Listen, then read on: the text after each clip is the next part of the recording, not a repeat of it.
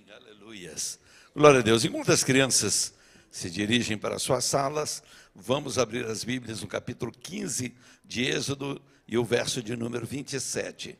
Êxodo capítulo 15, verso de número 27.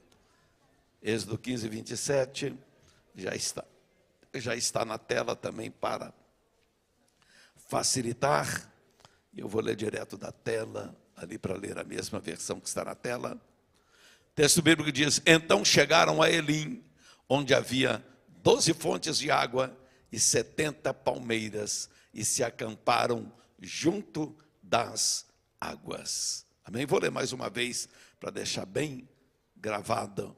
Então chegaram a Elim, onde havia 12 fontes de água e 70 palmeiras, e se acamparam junto das águas. Podeis tomar assentos. Meus irmãos, nós estamos seguindo uma jornada junto com Israel.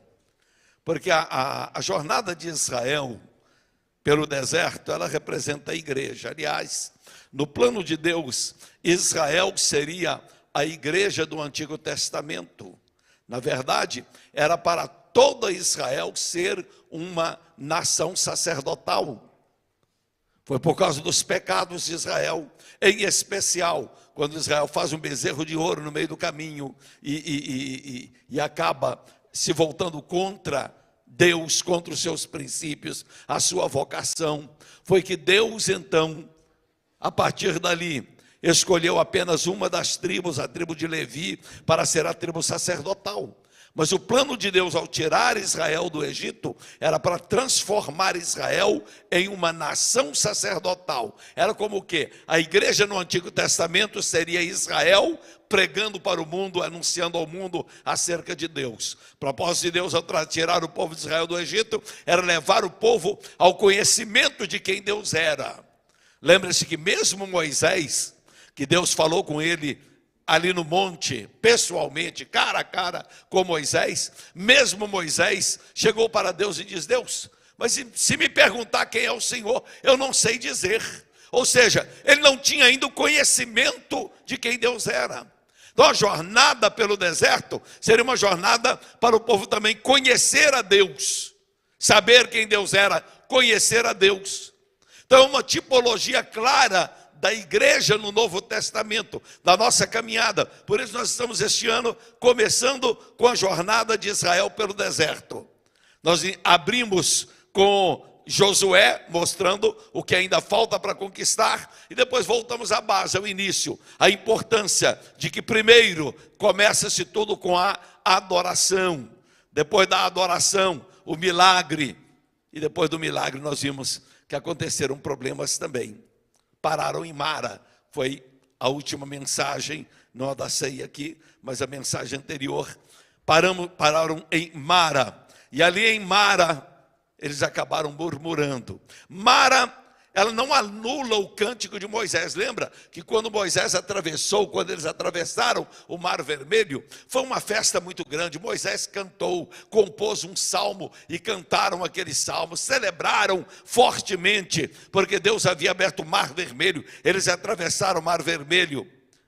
Mas Mara, para eles, era um lembrete da tensão que pode haver entre a fé, o milagre e o problema. Mara nos lembra, irmãos, que na vida cristã, por mais que hajam milagres, haverá sim momentos de tensão. Haverá momentos em que nós seremos tentados a esquecer o nosso propósito neste mundo. E às vezes, até murmurar. Não devemos, mas somos tentados. A jornada de Israel, então, irmãos, é um modelo histórico, teológico para a igreja nos dias de hoje. Então, mesmo após milagres, vai haver desafio que testam a nossa confiança em Deus. Porque veja, 3 dias antes do que o povo de Israel tinha visto o Mar Vermelho se abrir. Irmão, não é pouca coisa. Um mar se abrir, formar 2 paredes de água, talvez de 10, 20 metros de altura. A Bíblia diz que Deus abriu uma estrada no meio do mar. E eles passam a pés enxutos. Aquele aperto de Faraó com seu exército entrando atrás deles, querendo os apanhar para os matar ou para os fazer voltar para o Egito. Então tudo isso acontece 3 dias antes. Aí atravessam, tem o cântico da vitória, tem Miriam liderando um culto pentecostal ali no meio do deserto, ou depois da travessia do mar. E logo depois, 3 dias depois, chegam em um lugar onde as águas estavam amargas. E ali, irmão, naquelas águas amargas, foi a grande prova para o povo. E nós observamos aqui no texto, é que parece que o que leva a murmuração, que leva o povo, foi a expectativa que se criou. Imagina o que é atravessar o Mar Vermelho, caminhar 3 dias, e a Bíblia diz que a água acabou. Mas o interessante, não tinha água, mas ninguém murmurou. Estavam caminhando 3 dias sem água para beber, mas ninguém murmurou. Murmuraram quando? Quando houve uma desilusão, uma decepção. Quando encontram água, aí cria-se uma expectativa. Chega no lugar e tem água. Para quem está com sede, é uma expectativa muito grande. Oba, tem uma fonte de água. E agora vamos a ela. E a Bíblia diz que era uma fonte. Eles eram 12 tribos, mas era uma fonte só. Eu imagino, irmãos, que naquele momento, quanta gente não quis correr à frente. Será que se organizaram? Bem, vamos organizar por tribo, vamos fazer uma fila, cada tribo vem beber primeiro. Não, eu imagino aquela correria, toda a gente para beber água. E de repente, o primeiro que põe daquela água na boca, sente que a água está amarga, não mata a sede, ela não consegue saciar.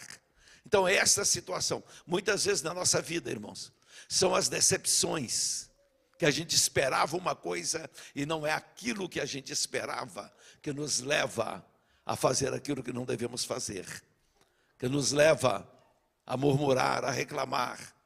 Então o povo de Israel, naquele instante eles passam por essa decepção, a prova da amargura. O que eles não sabiam, e eu quero já anunciar o tema para hoje, o que eles não sabiam, irmãos, é que ali bem perto estava Elim. Eles param em Mara, as águas estão amargas, o que fazer no meio da amargura? É olhar para frente, irmãos, é confiar no Deus que abriu o Mar Vermelho. Quando você enfrentar uma amargura, quando você enfrentar um momento difícil na vida, olha para trás, para 3 dias atrás, e lembra que há 3 dias atrás Deus estava abrindo o Mar Vermelho para você. Mas a gente, no momento da amargura, a gente esquece tudo que Deus fez. A gente esquece de que foi Ele que nos tirou do Egito com mão poderosa. O povo de Israel esqueceu de todos os milagres que aconteceram no Egito. O povo de Israel esqueceu que Deus foi capaz de abrir o mar e fazer com que o mar virasse 2 montanhas de água de um lado e de outro. E eles passaram no meio do mar. Esqueceram de tudo isso por causa da decepção que enfrentaram. Irmãos, Jesus ele nos advertiu: no mundo tereis aflições. Então o crente vai ter aflição. O crente que não tem aflição neste mundo, alguma coisa talvez esteja errado com ele. Porque Jesus disse que nós vamos ter. Ele não diz talvez tereis, ele diz no mundo tereis aflições. E o que é que nós vamos fazer? Qual é o nosso comportamento no momento em que estamos enfrentando a aflição? O texto bíblico vai nos mostrar, irmãos, de que há alguma coisa mais pela frente, além das nossas aflições, além das dificuldades, além das lutas, dos problemas, tem alguma coisa pela frente. Há um Deus que provê todas as coisas, irmãos. Quando Israel chega então a Mara, eles não sabiam que Elim estava tão perto. A crise parecia para eles definitiva, acabou. Chegamos no lugar, não tem água, caminhamos 3 dias no deserto e não há mais nada a não ser amargura. É o fim da jornada para nós. O que eles não sabiam é que logo a seguir, no mesmo capítulo, poucos versos adiante, irmãos, a Bíblia resume em um verso só: chegaram a Elim, onde havia o quê? 12 fontes de água. Agora não é uma fonte de água amarga. Agora Deus tem 12 fontes de águas boas. Então veja, irmãos, para cada amargura que você enfrenta, Deus tem 12 fontes saudáveis para você. Aqui é o poder de Deus, irmãos. É o Deus da provisão.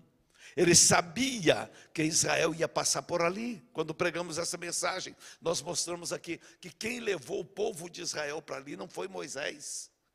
A Bíblia diz que durante o dia, uma coluna de nuvem os guiava. Durante a noite, se eles tinham que caminhar à noite, uma coluna de fogo os guiava também. Então eles iam para onde a nuvem ia, eles iam para onde Deus estava levando.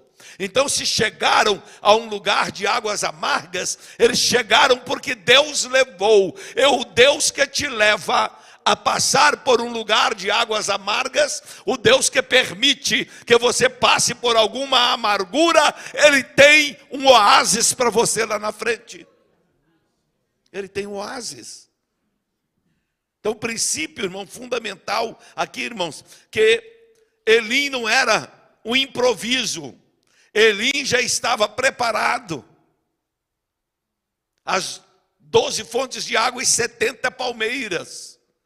70 é 10 vezes o número da perfeição.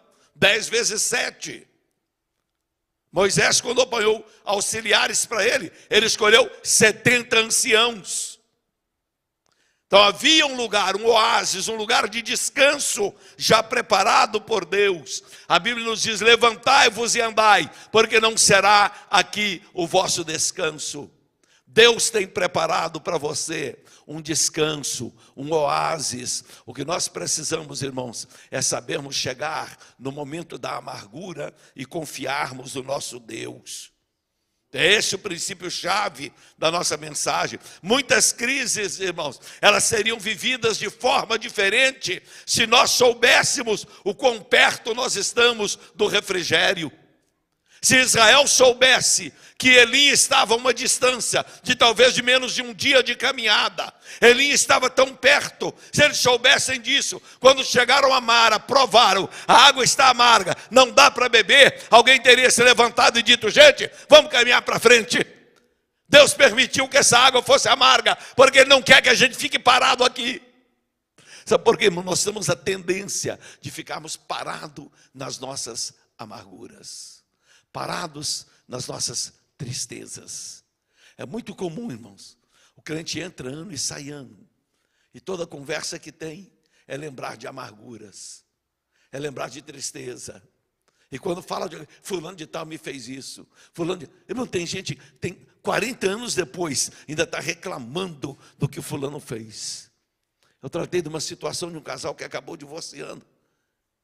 Quando fui saber da irmã, qual é o problema, irmão? Ela disse que quando a gente estava recém-casado, eu comprei um fogão fiado, sem falar com ele, ele me fez devolver o fogão. Falei: quanto tempo de casado vocês têm? Ele falou: 40 anos. Você quer divorciar agora por causa de um fogão de 40 anos atrás? Ah, pastor, mas isso aí ficou dentro do meu coração. Eu e a minha esposa tratamos de uma situação. A gente estava recém-casado, pastores começando o nosso ministério, e fomos lidar com um casal que já tinha lá 25, 30 anos de casado, que viviam em brigas uns com os outros, e aquela coisa toda. E um dia eles se abriram com a gente. Falei: o que está acontecendo, gente? Que vocês não conseguem ter paz? Aí a mulher diz: porque quando a gente estava na nossa lua de mel, eu estava com uma amiga em casa, ele chegou do trabalho, e a gente não percebeu que ele estava chegando do trabalho. A gente distraiu, ficamos conversando até tarde. E ele chegou, enfiou a chave na porta para abrir. Eu tinha esquecido a chave do lado de dentro, não deu para ele abrir. E a gente lá de dentro escutou um tropel do lado de fora. E ele andava de um lado para o outro fora, pensando que eu estava com outro dentro de casa. Olha a situação. E por fim, no desespero, elas calaram a boca com medo, pensando que tem um bandido querendo entrar dentro de casa. Ele do lado de fora pensando: tem um homem dentro de casa com a minha mulher. Aí por fim ele vai na porta da casa, e ela era muito grande. Ele com uma pesada arrebenta a porta da casa e encontra a esposa sentada junto com uma amiga conversando. Mas 30 anos depois, Esse, graças a Deus, não divorciaram. Eles entenderam que estava na hora de passar dessa mara para diante, irmãos. Então, estou citando 2 exemplos assim, bem rudimentais que nós vivemos no nosso ministério, para poder a gente lembrar, irmãos, nós não podemos ficar presos em mara. Lembrar um Elim pela frente. Amarguras, aconteceram amarguras, seja no casamento, seja na família, seja onde for, aconteceu amargura, perdoa hoje no nome de Jesus. Passe para frente. Diz, vamos caminhar para frente, vamos atravessar esse tempo de amargura, largar essa amargura para trás e vamos caminhar até a próxima etapa, porque seguramente Deus tem um oásis para nós. Tem gente, irmãos, que não estão na vida, seja na vida cristã, na vida matrimonial, na vida em família, não estão desfrutando do oásis, não estão desfrutando de Elim, porque ainda estão presos em Mara. Porque ainda está, tudo que se lembra é daquela água amarga que pôs na boca e só provou. Nem durou muito tempo, porque eu duvido de alguém ter tomado um gole assim, ó. Não, puseram na boca, está amargo. Nem ingeriram a água. Mas a amargura ficou. A amargura ficou. Meu irmão, hoje é um dia em que Deus diz assim, olha, Elim está muito perto, saia dessa vida de amargura e caminhe para a frente. A misericórdia de Deus, irmãos, é tão grande que Ele não nos abandona nas nossas amarguras. Israel começou a murmurar. Deus poderia ter ali mesmo, irmãos. Se fosse eu Deus, irmão, não dava certo, não. Eu não sirvo para ser Deus, não. Porque eu ia olhar aquele povo, acaba de atravessar Mar Vermelho, 3 dias depois começa a murmurar, e Moisés, chega, larga esse povo por aí, fiquem aí agora com essa água amarga. Mas não, irmãos, a misericórdia de Deus é tão grande, que mesmo com os nossos erros, as nossas falhas, os nossos fracassos, irmãos, o nosso Deus providencia uma solução. Ele diz, essa mesma água que está te amargurando, eu vou transformar essa amargura em bênção. Essa mesma água. Moisés, pega essa madeira que está aí. Alguns escritores dizem que teria sido madeira de acácia ou madeira amarga. Joga nas amarguras, joga na água amarga. E agora prova para ver. Aqui está falando, irmãos, que pelas pisaduras de Cristo fomos sarados. Pelas amarguras de Cristo nós somos sarados. Então Deus continua, irmãos, nos moldando. Nós fracassamos, erramos, falhamos, e Deus sara Deus cura as nossas amarguras e diz, vou te levar mais adiante. Vamos mais um pouco. Aí chegam até Elim, verso 27. Então chegaram a Elim. Elim não substitui Mara, ele confirma que Mara era apenas um acidente de percurso, que Mara era apenas um momento na sua vida. Elim não apaga Mara, ele confirma que Mara não é o fim. Ele diz para nós hoje, o momento de amargura que você vive, ou que você pode vir a viver, esse momento não será o fim na sua vida. Nós temos diversas pessoas na Bíblia que passaram por isso. E se olharmos lá atrás em Gênesis, nós vamos ver José. Capítulo 17 de Gênesis começa a história de José em si. Estava tudo bem na casa do pai. Era o filhinho querido, mais amado do pai. Era aquele que viria a ser o herdeiro do pai, porque o irmão mais velho dele tinha cometido um ato tão grotesco, tão pecaminoso, que foi tirado dele o direito à primogenitura e vai passar para José lá no final. Mas ele enfrenta, primeira mara de sua vida, as amarguras de os irmãos o odiarem. A Bíblia diz que os irmãos o odiavam. Ele enfrenta uma situação que um dia vai ter com os irmãos jogam em uma cisterna seca, em um poço, para morrer ali, para abandonar dentro de um poço. E como se não bastasse, tiraram dali, venderam como escravo. E os irmãos conhecem toda a história. Eu não vou pregar de novo toda a história de José, mas ele vai passando etapa por etapa, enfrentando as suas maras, até vir parar numa prisão no Egito. Mas nós encontramos lá na frente, quando ele chega, o que podemos dizer no seu Elim. porque ele chega ao trono do Egito, a uma posição agora em que José era o verdadeiro governador de todo o Egito. Ele encontra com seus irmãos e diz o seguinte: vós intentastes o mal contra mim, porém Deus transformou em bem. Ou seja, para mim o tempo com vocês foi uma passagem por Mara, mas eu tinha um sonho de chegar a Elim. Eu tinha um sonho em que Deus iria mudar essa situação. Meu irmão, não abandone o seu sonho de chegar ao oásis. Não abandone o seu sonho de chegar a Elim. Caminhe adiante. Se hoje está passando por uma amargura, ou se vier a passar por uma amargura, continue adiante, olhe para frente. Pergunta: Senhor, me mostre para onde a nuvem vai me dirigir. Não saia de debaixo da nuvem da bênção de Deus. Não deixa que a murmuração tome conta de sua vida, mas fique debaixo da nuvem, ser orientado pelo fogo do Espírito Santo de Deus, que vai te levar até mais adiante. E a Bíblia vai dizer: e chegou a Elim. E chegou a Elim. Se você já chegou a Elim hoje, se hoje você pode dizer: Senhor, eu te agradeço, porque passei por aquele momento de amargura, e o Senhor me trouxe até Elim. Glorifique o nome do Senhor. Só chega a Elim, irmãos, quem atravessar por Mara. Era caminho, era parte da jornada. Não foi escolha de Moisés, não foi escolha do povo, não foi escolha de nenhum deles, foi escolha do próprio Deus. Irmão, tem hora, irmãos, que Deus é que escolhe: olha, fulano vai ter que passar por Mara, fulana vai ter, minha filha vai ter que passar por Mara, meu filho vai ter que passar por Mara. E aí você olha para trás e vê: mas o que é que eu fiz para poder merecer passar por Mara? Você não fez nada por merecer.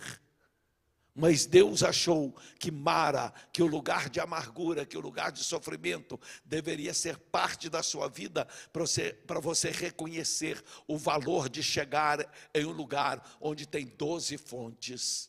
Ali era uma fonte de amargura, agora tem 12 fontes de doçura. Pense nisso, meu irmão, pense nisso, minha irmã. O Deus que nós servimos, Ele tem muito mais para nos oferecer do que as aflições deste mundo. Paulo disse que as aflições deste mundo não são para comparar com a glória que em nós há de ser revelada. Há coisas maiores pela frente. Deus não cancela os capítulos difíceis da nossa vida, não. Eles existirão, mas Ele conecta esses capítulos difíceis com o propósito de Deus para nós. Ele vai ligar e depois a gente vê: olha, valeu a pena, valeu a pena. Jó, ele chegou a dizer: olha, antes eu te conhecia de ouvir falar, mas agora, Deus, os meus olhos te contemplam. Ele falou isso depois de quê? Depois da amargura, depois do sofrimento. Elim é prova, irmãos, de que Deus se importa com você. O povo estava em Mara, murmurando, reclamando, e Deus estava preparando um oásis para ele. Mesmo com o povo murmurando, Deus estava preparando fontes. Comecem a jorrar, porque a Bíblia diz em Isaías que foi Deus quem abriu aquelas fontes no deserto. Não quer dizer que existiam antes, mas fala que Deus abriu fontes no deserto. Aí Deus está preparando fontes. Meu irmão, Deus está preparando fontes para a sua vida. Deus está nessa jornada espiritual, Deus está preparando fontes, e quantas você precisar, Ele vai colocar na sua frente. Deus está preparando, irmãos, para cada fonte de amargura, 12 fontes de doçura. Para cada trecho de deserto, um oásis com palmeiras, para o povo se descansar, para o povo se deleitar ali, parar por um pouco de tempo, um repouso. Então Deus se preocupa com a nossa situação, com os nossos repousos. Deus vê o cansaço do caminho. Ele sabia: esse povo está caminhando 3 dias seguidos, param em Mara, decepção. Eu preciso providenciar um descanso para ele. E aí o nosso Deus, irmãos, funciona agora como se ele fosse trabalhando para nós. Nós é que temos que trabalhar para ele. Agora Deus trabalhando para nós, diz: eu vou na frente. Eu vou na frente, eu vou preparar o oásis para os meus filhos. Eu vou preparar o descanso para os meus filhos. E Deus está ainda hoje, irmãos, continua ainda hoje, preparando o descanso. Deus ainda alimenta. Deus ainda dá descanso, dá direção. E Ele escreve um novo capítulo na nossa vida. Porque para Israel, irmãos, agora ia ser um novo capítulo. Tinha o capítulo de Mara, agora é o capítulo de Elim, onde o povo agora vai se lembrar. As crianças vão poder parar para descansar, para brincar. Tinha criança no meio, irmão. Israel saiu com crianças do Egito. E sabe que criança precisa de vez em quando correr, brincar, saltar. E até então as crianças só estavam caminhando pelo deserto durante 3 dias. Aí Deus disse: eu vou preparar um lugar e vai ter água suficiente, porque a criança gosta de brincar com água. Se for no deserto quente, mais ainda, Deus, eu vou providenciar água para suas crianças brincar. Bom, Deus se preocupa com seus filhos também. Deus se preocupa com as suas crianças.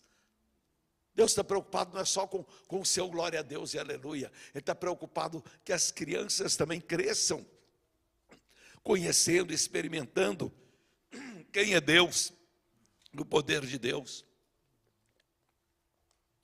Quando nós olhamos na Bíblia, nós encontramos um outro relato muito especial, que é do profeta Elias. Elias passou por momentos assim também, que podemos dizer, é a jornada de Israel no deserto. Ele passa por um momento de um milagre muito grande. Ele passa por um momento em que cai fogo dos céus.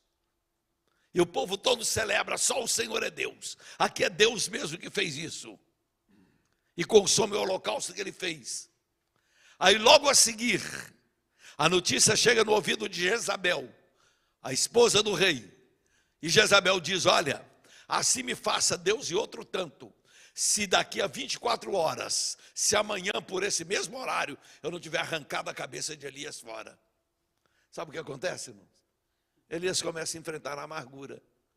Ele se amargura todo, foge para o deserto, pede para morrer. Meu Deus, agora tem uma mulher querendo me matar.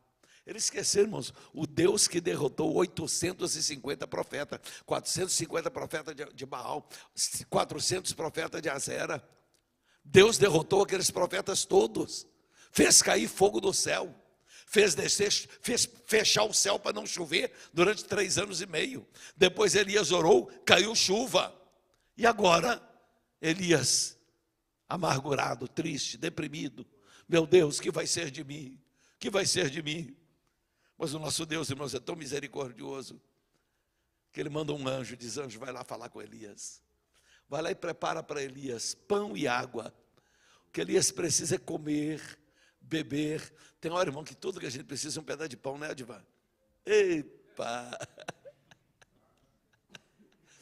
Está triste, está aborrecido. Dá um pedaço de pão, dá um prato de comida, um churrasco. O anjo preparou: deixa eu preparar comida para ele, toma aqui, come. Aí a Bíblia diz que Elias, que tinha cochilado, estava dormindo esperando a morte. Ele deitou, pediu a morte e dormiu pensando: vou ver se eu morro aqui enquanto eu estou dormindo. Quero ver se a hora que eu acordar eu já estou morto. Mas o anjo acordou: levanta, Elias, levanta e come. Ele levantou, viu pão, água, comeu, bebeu, mas comeu só um pouco. Falei: não, eu quero morrer, vou dormir de novo para ver se eu morro. Fala que deitou e dormiu de novo. O anjo deu uma sacudida nele e falou: Elias, levanta e come, porque muito comprido será o teu caminho. Levanta e come, porque você tem coisa para fazer. Não terminou. Mara não é o fim para você. Amargura não é o fim para você. Você não vai terminar uma vida em amargura. Irmãos, e é isso que Deus fala nesta manhã: a sua vida não vai terminar uma vida de amargura, não. Deus te criou para o oásis, Deus te criou para andar na presença dEle, para desfrutar das bênçãos que Ele tem para você, daquilo que Ele tem preparado para você. Há um Elim mais adiante, depois de Mara vem Elim. Quando estamos exaustos, irmãos, nossa percepção, ela encolhe, mas o cuidado de Deus não encolhe. Elias, de tão exausto que ele pensou: não adianta, não tem mais nada. Deus falou: tem sim, Elias, tem sim, tem pão do céu para você, tem água que eu vou providenciar nesse deserto para você. Irmão, tem pão do céu para você nesta manhã, tem alimento do céu para você nesta manhã. Mas eu quero que entenda uma coisa: Elim estava tão perto, mas Elim não era para ficar. Elim era apenas para recuperar as forças. Elim era apenas para se recuperar das decepções, das águas amargas de Mara. Elim era apenas para descansar do cansaço, recuperar as forças do cansaço de 3 dias de caminhada pelo deserto. É assim que Deus faz para nós, irmãos. Então eles teriam que caminhar adiante, mas agora para em Elim. Há um momento, irmão, na nossa jornada espiritual, o nosso Deus tão misericordioso, Ele vai providenciar para nós esses momentos. O que não podemos é querer dizer como os discípulos, Pedro, Tiago e João, que subiram ao monte com Jesus, e lá naquele monte Jesus transfigurou, apareceu falando com Jesus, Moisés e Elias, e eles ficaram encantados com aquela aparição gloriosa. Fala que o rosto de Jesus transpareceu. Jesus, ele ficou agora como com seu corpo, com a sua aparência celestial, gloriosa. E os 3 viram para Jesus, Jesus, é bom a gente ficar aqui. Vamos ficar aqui. Vamos fazer 3 cabanas aqui. Uma para o Senhor, uma para Moisés, outra para Elias. E a gente fica aqui só cuidando das cabanas, ficamos por aqui. Jesus falou, não, vamos descer o monte, tem mais coisa. Então Elim, irmãos, é um momento em que nós recebemos de Deus um refrigério, em que recebemos de Deus um novo alento, mas não é para ficar por ali não. É para nós prosseguirmos, porque tem mais trabalho pela frente. Elim é para nos dizer, olha, tem coisa pela frente. Irmãos, agora eu quero alertar uma coisa.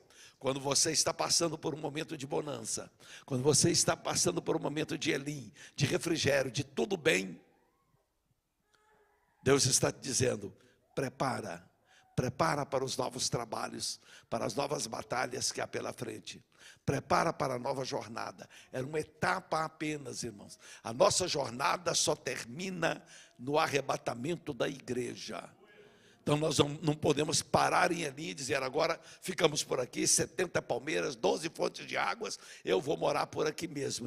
Não fique morando no deserto, não faça do deserto a sua habitação permanente, mas faça daquele lugar apenas um lugar de um repouso temporário para poder caminhar. Escute a voz do Senhor dizendo, levantai-vos e andai, porque não será aqui o vosso descanso. O perigo não está em parar para descansar, o perigo está em confundir o oásis como destino final. 4, quem sobrevive a Mara, aprende a valorizar Elim. Irmãos, a gente só entende o momento digamos, do oásis de Deus na nossa vida, das bênçãos de Deus na nossa vida, se a gente conseguiu atravessar pelos momentos difíceis, pelos momentos de provas. Só quem já passou por isso. Irmão, só quem já teve que comer a comida assim bem regrada mesmo, e ser dividido assim, olha, uma colher para você, uma colher para você, uma colher para você, e não dá para satisfazer a todos, sabe valorizar o dia que tem um banquete na frente. Uma pessoa que foi criada a vida inteira com banquetes, não sabe o quanto o banquete é importante. Mas para aquela pessoa que passou dificuldades, que passou necessidade, alguns de nós provavelmente viveu em família que tinha que partir um frango para 20 pessoas, é o meu verso. E era uma vez por mês, se tinha uma vez no mês. Era a única vez que comia carne, às vezes num dia especial de festa. Aí tinha um frango para partir para todo mundo, e picava a coxa do frango, dava 3 pedaços, e picava ali, cada um pega um pedacinho daquele. É o tempo, irmãos, de Mara, dos tempos difíceis. Aí quando pode pegar e comer o pedaço que quiser do frango, irmão. Para mim, o maior sonho era comer um peito de frango inteiro. Poder comer um peito de frango, isso era um sonho para mim. Hoje, eu escolho aquele pedaço mais cheio de osso ali perto do pescoço. Hoje já não me importa. Mas é a diferença entre quem passou por Mara, quem sofreu, aprendeu o que é sofrimento. E aí quando chega na bonança, a gente sabe agradecer ao Senhor. E a gente agradece, Senhor, eu te agradeço por onde estou agora. Mas me prepara, Senhor, para seguir mais adiante. Paulo, ele disse assim, eu sei estar abatido e sei também estar forte. Eu sei passar necessidade sem ter abundância. Nós precisamos desse aprendizado na nossa vida. Isso é a vida cristã. Nós precisamos entender, irmãos. Davi foi outro que aprendeu. Para ele, irmãos, ele sobreviveu às amarguras da vida. E olha que não foi fácil. A partir do momento que Davi, aliás, dentro de casa, a gente já percebe que Davi, ele era discriminado. Porque tinha uma festa em casa, os irmãos todos ficavam para o banquete, Davi ficava no campo cuidando de ovelha. Ele não era chamado para estar no... Alguém tem que cuidar da ovelha. Então Davi fica você cuidando das ovelhas. Que hoje nós temos visita em casa e vai matar um cordeiro, nós vamos comer carne assada. Você fica lá no campo, a gente guarda um pedaço para você. Depois é ungido o rei.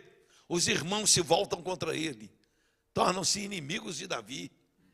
Davi vai na batalha, lá onde ele estava, os irmãos na batalha, e os irmãos de Davi chegam. O que é que você veio fazer aqui, rapaz? Você é um bisbilhoteiro, o que é que você está fazendo aqui? E aí vai, depois enfrenta a perseguição de Saul, de Doeg. Irmão, foi tanta luta, tanto sofrimento que até Davi chegar ao trono. Mas sabe o que Davi fala quando ele chega ao trono, irmão? Salmo 119, verso 71. Guarde isso e vê se você tem coragem de falar a mesma coisa. Foi bom eu ter sido afligido. Irmão, só Davi mesmo para falar isso. Passou por Mara, passou por angústia, passou, e depois quando ele chega lá na frente, ele diz, foi bom eu ter sido afligido. Eu aprendi muita coisa com o sofrimento. Eu aprendi a valorizar a Deus. Eu aprendi a valorizar a palavra de Deus. É isso, irmãos. A aflição vem para nos ensinar coisas. Se a gente não passar por ela, a gente não vai conseguir de maneira alguma valorizar o lugar onde nós chegamos. As amarguras do processo educam o coração para a gratidão. E enfim, ele revela, irmãos, o caráter de Deus. O propósito de Deus para Israel era para Israel conhecesse a Deus, irmãos. Era conhecer a Deus. Aí Deus leva em Mara, mostra para eles em Mara, que mesmo na murmuração, Deus foi misericordioso, perdoou e mudou a situação, e prepara para eles um oásis, mostrando a esse o meu caráter. Eu sou o Deus que sara as águas amargas. Eu sou o Deus que cura as suas amarguras. E o Deus que prepara para você um oásis, uma vitória lá na frente. Aquilo tinha a ver com revelação de Deus, irmãos. Para quem pensa que aquilo era só ensinando a caminhar pelo deserto, ensinando submissão, nós estamos mostrando quem Deus era. Era o Deus da provisão. Era Deus dizendo, eu sou Jeová Jirê, o Deus da provisão. Vocês achavam que iam viver por um deserto sem água, quando viram uma fonte só de águas amargas, pensaram que não valeu a pena sair do Egito, porque pensavam que o Deus não era capaz de prover para vocês. Eu sou o Deus da provisão. Coloquei 12 fontes para vocês, um oásis com 70 palmeiras, um lugar aprazível para vocês. Elim revela o caráter de Deus, irmãos. O nosso Deus, ele sempre provê. O Deus que testa o crente é o mesmo que prepara o cordeiro. Ah, mas de onde é que o pastor tirou isso? Onde é que o pastor vai? Nós vamos agora para Abraão. Nós vamos agora pegar e levar o lado cristocêntrico da mensagem. Deus provou Abraão, testou Abraão. E o teste foi sério, foi tão pesado, que Abraão não compartilhou nem com a esposa. Deus falou com Abraão, Abraão, pega o teu filho, vá à terra de Moriá, oferece para mim no monte que eu vou te mostrar quando você chegar lá. A Bíblia diz que ele levantou de madrugada, preparou o animal, colocou lenha nos ombros do animal, pegou uma tocha de fogo, porque naquele tempo não tinha fósforo, não tinha isqueiro, então já tinha que levar o fogo aceso de casa. Leva uma tocha de fogo, leva um cutelo que era para embolar, e fala com o filho, vamos embora, nós vamos ali adorar o Senhor, vamos comigo. E vão caminhando, leva alguns servos juntos, era uma caminhada, caminharam 3 dias, até chegar em Moriá. Quando chegou em Moriá, Deus mostrou para ele aquele monte. Aí Abraão, que já não tinha falado com a esposa o que ia fazer, Ele não fala também com os servos. E diz para o servo, porque se ele fala para os servos, era sujeito os servos intervirem e não deixar. Ele diz para eles, olha, fiquem aqui, eu e o meu filho vamos subir. E tendo adorado ao Senhor, nós vamos voltar. Ele não levou nem o jumento. Por que ele não levou nem o jumento que estava com a... Ele podia levar a carga, a lenha no ombro do jumento. Mas os servos iam pensar assim, olha, ele sempre vai adorar levando um cordeiro para oferecer. Hoje ele está levando um jumento. Abraão vai oferecer um jumento a Deus? Não. Ele diz, fica aqui. Pegou a lenha, e o filho já era forte, irmãos, que já aguentava carregar uma carga de lenha suficiente para queimar um cordeiro todo. Então não é pouca lenha. Então ele bota no ombro do filho a lenha, pega o cutelo e o fogo e vão subir. Meu filho, vamos lá, vamos adorar a Deus. Vamos adorar a Deus. Aí o filho faz a pergunta, irmãos, que foi lá no coração do pai. Diz, pai, eu estou vendo o fogo, estou vendo a lenha. Mas e o cordeiro? O senhor esqueceu o cordeiro. O senhor sempre, eu estou habituado a ver o senhor adorar. O senhor sempre leva o seu cordeiro para o sacrifício. Mas Abraão, irmãos, que conhecia o Deus que ele servia, ele disse, Deus vai providenciar o cordeiro para si. Eu vou fazer. Deus mandou, eu vou. E a Bíblia diz, irmãos, que Abraão foi até o último instante. Chegou a preparar o altar. O filho ajuda a construir o altar. Depois arruma a lenha no altar. Depois de arrumar a lenha no altar, está na hora de dar a notícia para o filho. Meu filho, Deus me mandou te sacrificar. Deus falou comigo para te colocar em cima dessa lenha e te degolar aqui e botar fogo em tudo. Você é o sacrifício. Irmãos, pais nesta manhã, olha a importância do filho ter certeza de que Deus fala com o pai. O filho, se não tivesse certeza de que o pai tinha comunhão com Deus, irmãos, Isaac devia ser muito mais veloz do que o pai.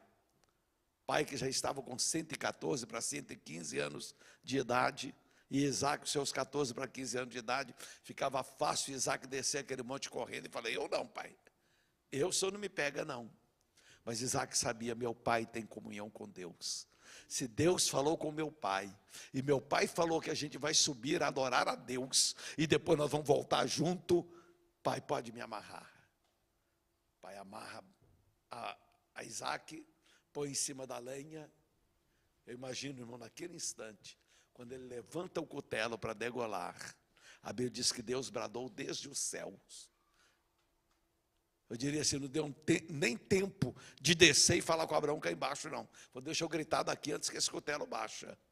Ele diz, Abraão, não faças tal. Para. Você agora provou que teme a Deus. Aí Abraão não faz. Olha para o lado e fala que ele vê um cordeiro atado, um cordeiro preso no meio do mato. Aquele cordeiro apontava para Cristo. Então, irmãos, o Deus que nós servimos, irmãos, é o Deus que nos prova, mas também é o Deus que provê. Se passamos pela prova, pode ter certeza, esse mesmo Deus vai providenciar para nós a salvação. E toda esta caminhada do povo de Israel pelo deserto, irmãos, aponta para Cristo, está apontando para Cristo. Lá em Mara, a madeira colocada nas águas amargas é a cruz de Cristo. O oásis, irmãos, Jesus diz assim, vinde a mim todos que estáis cansados e oprimidos, e eu vos aliviarei. O oásis também aponta para Cristo. As águas, as fontes apontam para Cristo, porque a Bíblia diz, e todos beberam da mesma pedra que eu seguia, e a pedra era Cristo. Então tudo é Cristo nessa jornada, irmão. Israel não está entendendo que eles estão caminhando, e Jesus é que está caminhando com eles. Então, meu irmão, se Deus não te tirou da jornada, é porque tem um oásis para frente.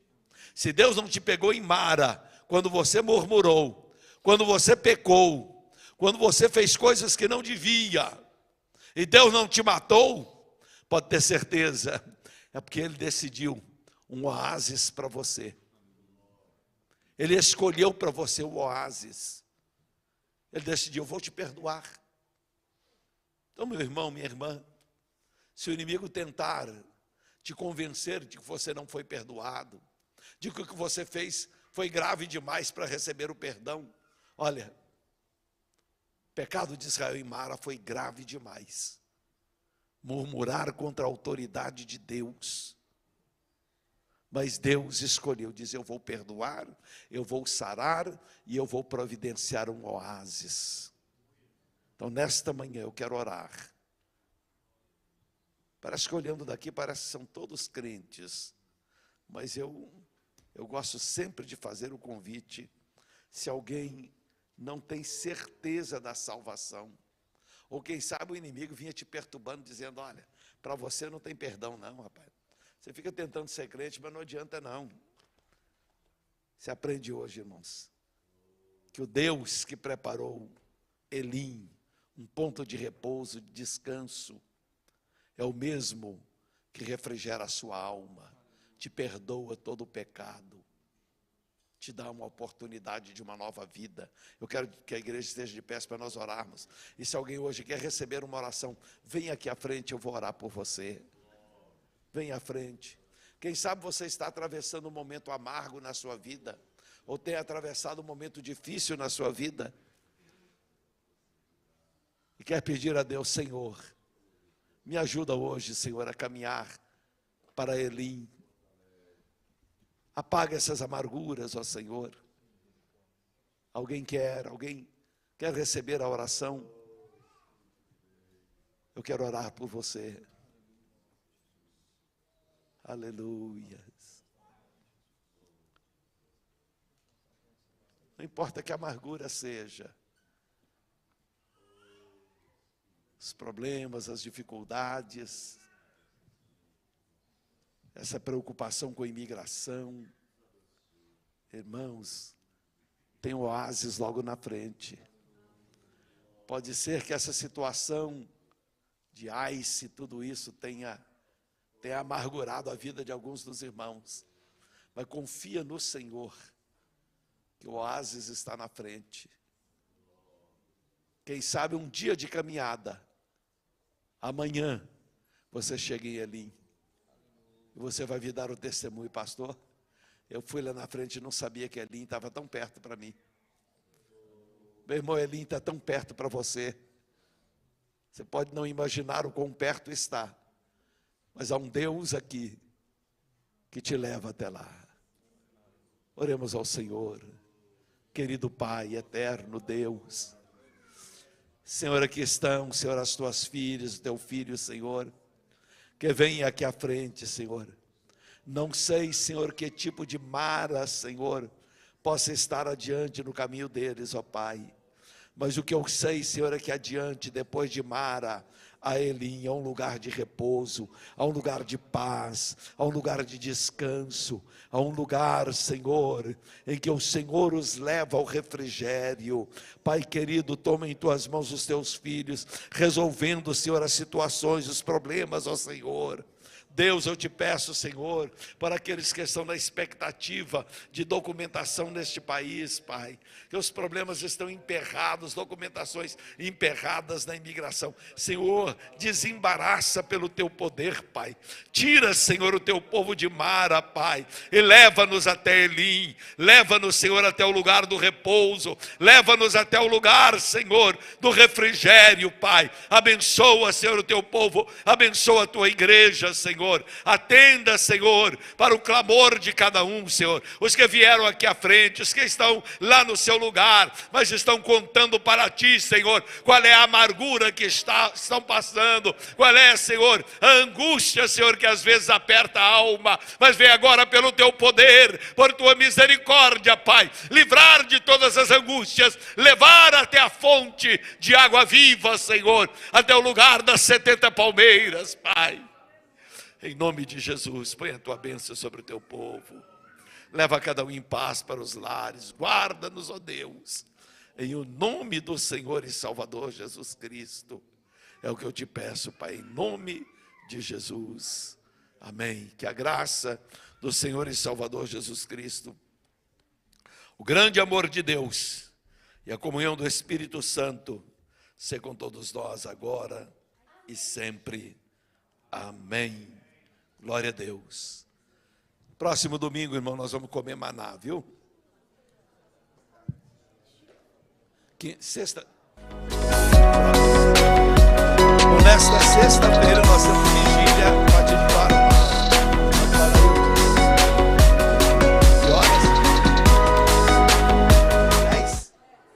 A partir de 10 horas da noite, vigília. Glória a Deus.